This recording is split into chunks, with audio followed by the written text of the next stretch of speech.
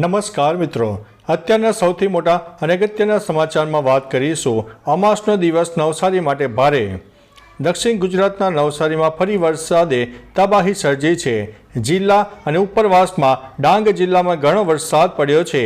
તેથી પૂર્ણા, અંબિકા અને કાવેરી નદીમાં જળ સપાટી વધી રહી છે.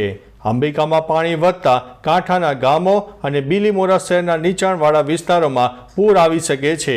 નવસારી શહેરના શાંતિ દેવી સહિત અન્ય નીચાણવાળા વિસ્તારોમાં ફરીથી લોકોને એલર્ટ કરાયા છે. ઉપરાંત નવસારીમાં રેડ એલર્ટ પણ આપી દેવામાં આવ્યું છે. મિત્રો, અન્ય મહત્વના સમાચારની વાત કરીએ તો દિલ્હીમાં નિવૃત્ત IRS અધિકારીના ઘરમાં ઘૂસીને લૂંટનો પ્રયાસ. દક્ષિણ પશ્ચિમ દિલ્હીના પોશ વિસ્તારમાં વસંતી કુંજમાં લૂંટનો મામલો સામે આવ્યો છે. અહીં એક નિવૃત્ત ઇન્ટરનલ રેવન્યુ સર્વિસ એટલે કે IRS અધિકારીના ઘરે લૂંટનો પ્રયાસ કરવામાં આવ્યો હતો. લૂંટારુએ નિવૃત્ત IRS અધિકારીને પણ ચાકુ મારીને ઈજા પહોંચાડી હતી. જોકે અધિકારીને કોઈ ગંભીર ઈજા થઈ નથી. તેમની હાલત સારી છે. પરંતુ દિલ્હીના પોશ વિસ્તારમાં બનેલી આ ઘટનાએ લોકોને ચોંકાવી દીધા છે. મિત્રો, અન્ય મહત્વના સમાચારની વાત કરીએ તો ખરાબ વાતાવરણને કારણે હવાઈ સેવાને અસર. સમગ્ર ગુજરાતમાં ભારે વરસાદને કારણે ઠેર ઠેર પાણી ભરાયા છે. ખરાબ વાતાવરણને કારણે હવાઈ સેવાને પણ અસર થઈ છે. અમદાવાદ એરપોર્ટથી જતી આવતી 30 ફ્લાઇટ મોડી પડી છે. તેમાં જયપુર જતી અને મુંબઈથી આવતી જતી ફ્લાઇટને રદ કરવામાં આવી છે. જોકે મુંબઈની ફ્લાઇટને લેન્ડિંગ પરમિશન ન મળતા હવામાં ચક્કર મારવા પડ્યા હતા. ઉપરાંત બેંગ્લોર, દિલ્હી અને ગોવાની ફ્લાઇટના સમયમાં પણ ખોરવાયો હતો. મિત્રો, અન્ય મહત્વના સમાચારની વાત કરીએ તો ગુજરાતમાં આ કહેરનો અંત ક્યારે આવશે? ગુજરાતમાં ચાંદીપુરા વાયરસના કારણે વધુ એક બાળકનો જીવ ગયો છે. વડોદરાની SSG હોસ્પિટલમાં સારવાર લઈ રહેલા એક બાળકીનું મોત થયું છે. વડોદરામાં અત્યાર સુધીમાં ચાંદીપુરા વાયરસના 34 કેસ નોંધાયા છે, જેમાં 19 બાળકોના મોત થયા છે. હવે રાજ્યમાં વાયરસથી થયેલા મોતનો આંકડો 150ને વટાવી ચૂક્યો છે. ચાંદીપુરા પોઝિટિવ કેસની સંખ્યા 57 થઈ ગઈ છે. આ જીવલેણ વાયરસથી 66 દર્દીઓના મોત થયા છે. મિત્રો, અન્ય મહત્વના સમાચારની વાત કરીએ તો વરસાદને કારણે ડેમના દરવાજા ખોલાયા છે.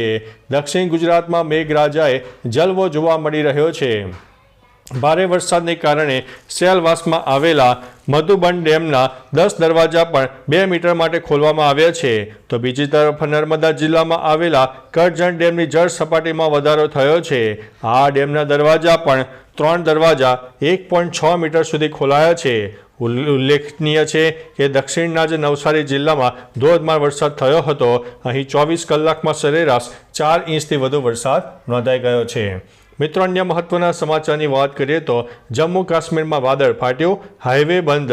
કેરળ, હિમાચલ અને ઉત્તરાખંડ બાદ શનિવારે મોડી રાત્રે જમ્મુ કાશ્મીરના ગાંદરબલ જિલ્લાના કંગન વિસ્તારમાં વાદળ ફાટ્યું છે, જેના કારણે અચાનક પૂર આવ્યું હતું. જેમાં પર્વત પરથી આવતા કાઠમાળ નીચે અનેક વાહનો અને મકાનો દટાયા હતા.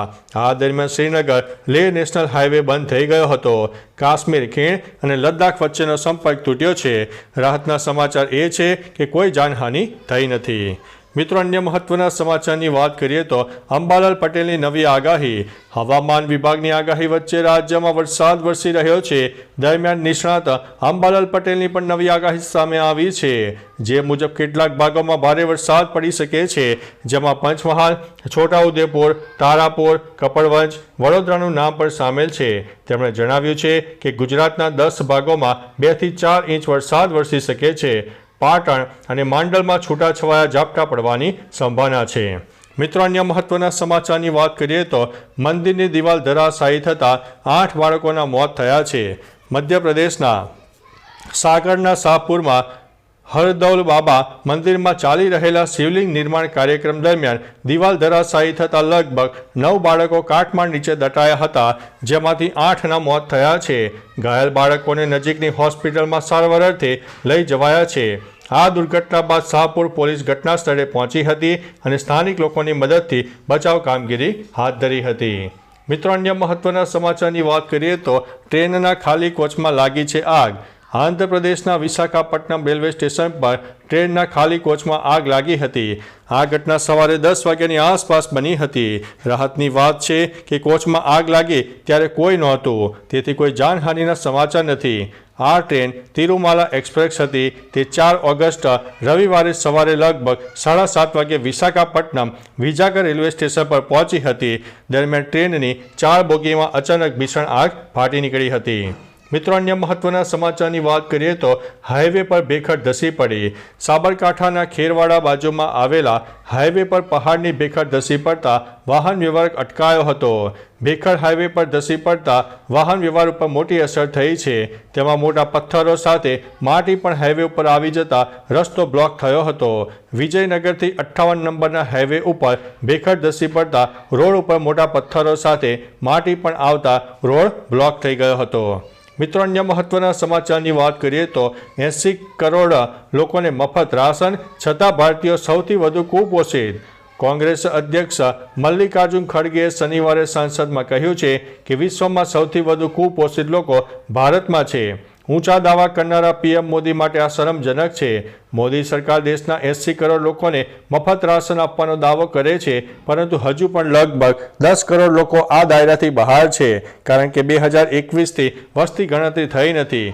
ખડગેએ આ માટે મોંઘવારી પણ અન્ય કારણ ગણાવી છે. મિત્રો, અન્ય મહત્વના સમાચારની વાત કરીએ તો હિઝબુલ્લાએ ઇઝરાયલ પર રોકેટો છોડ્યા છે. સ્થિતિ હવે તંગ બની છે. મધ્ય પૂર્વમાં સ્થિતિ વધુ તંગ બની છે.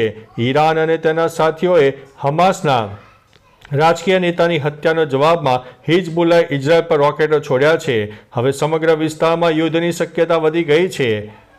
AFPના અહેવાલો અનુસાર ઇઝરાયલના સાથી અમેરિકાએ કહ્યું છે કે તે આ ક્ષેત્રમાં યુદ્ધ જહાજો અને ફાઇટર પ્લેન મોકલશે, જ્યારે પશ્ચિમી સરકારોએ તેમના નાગરિકોને લેબનોન છોડી દેવાની અપીલ કરી છે. મિત્રો, અન્ય મહત્વના સમાચારની વાત કરીએ તો અમદાવાદમાં મેઘરાજા બોલાવશે સટાસટી. અમદાવાદમાં છેલ્લા 2 દિવસથી વરસાદી માહોલ છે. ઉપરાંત સાંજના સુમારે ધોધમાર વરસાદ ખાબક્યો હતો. સવારથી વાદળછાયું વાતાવરણ જોવા મળ્યું હતું. હવામાન વિભાગની આગાહી પ્રમાણે અમદાવાદમાં હજુ પણ ભારે વરસાદની સંભાવના છે. બીજી બાજુ સુરત, નવસારી, વલસાડ, દમણ, દાદરાનગર હવેલીમાં પણ રેડ એલર્ટ આપવામાં આવ્યું છે. બનાસકાંઠા, સાબરકાંઠા, અરવલ્લીમાં ઓરેન્જ એલર્ટ આપી દેવામાં આવ્યું છે. મિત્રો, અન્ય મહત્વના સમાચારની વાત કરીએ તો 4000થી વધુ કાવડિયા પદયાત્રા માટે નીકળ્યા છે. ગુજરાતમાં પવિત્ર શ્રાવણ માસનો શરૂઆત થઈ રહી છે. આ પહેલા અમદાવાદ શહેરથી ગાંધીનગરના અમરનાથ ધામ સુધી કાવડ યાત્રા યોજાઈ હતી, જેમાં ડ્રોનથી ત્રિશુલ ચગાવી 25 કિલોથી વધુ પુષ્પોની વર્ષા કરાઈ હતી. અમદાવાદથી ગાંધીનગરનો 55 કિલોમીટરનો રોડ આવેલ છે. આ રોડ હર હર મહાદેવથી ગુંજી ઉઠ્યું હતું. મળતી માહિતી અનુસાર 4000થી વધુ કાવડિયા પગપાળા કાવડ યાત્રા માટે નીકળ્યા હતા. મિત્રો, અન્ય મહત્વના સમાચારની વાત કરીએ તો ખુશીની પ્રસંગમાં ડાન્સ કરતી વેળા મળ્યું છે મોત. રાજસ્થાનમાં મોટાભાઈની નિવૃત્તિ બાદ એક ભજન સંધ્યાનો કાર્યક્રમ રાખવામાં આવ્યો હતો. તે વેળા લોકોને ખુશીની પળો માણી રહ્યા હતા. ત્યારે ભજન સંધ્યામાં નૃત્ય કરતી વખતે એક શિક્ષકને અચાનક હાર્ટ એટેક આવ્યો અને તેમનું અવસાન થયું હતું. સ્થળ પર લોકોએ તેમને લગભગ 10 મિનિટ સુધી CPR આપ્યું, પરંતુ તેમને બચાવી શકાયા નથી. આ ઘટના બાદ ખુશી માતમમાં ફેરવાઈ ગઈ હતી. મિત્રો, અન્ય મહત્વના સમાચારની વાત કરીએ તો જનતાનો અવાજ. વરસાદમાં ખાડા પડતા જ કોર્પોરેટરો ખોવાયા છે. અમદાવાદમાં માત્ર 1 ઇંચ વરસાદના પગલે ઠેર ઠેર ખાડાઓ જોવા મળી રહ્યા છે અને રોડ પર વાહન લઈને પસાર થવું પણ મુશ્કેલ બન્યું છે. ત્યારે શહેરના અસારવા રોડ પર ખાડા રાજ હોય તે વાત નકારી શકાય તેમ નથી. લોકો કહે છે કે વરસાદ પડતા જ સ્થાનિક કોર્પોરેટરો ખોવાઈ ગયા છે અને કોઈને મળે તો તે હાજી સત્તાની ચાલી મોકલજો. કોર્પોરેટરને શોધે તો તેની ઇનામ પણ જાહેરાત કરી છે. તો ચાલો મિત્રો, ફરીથી દેશ અને દુનિયાના સુપરફાસ્ટ સમાચાર લઈને મળતા રહીશો. ત્યાં સુધી અમને રજા આપશો. નમસ્તે.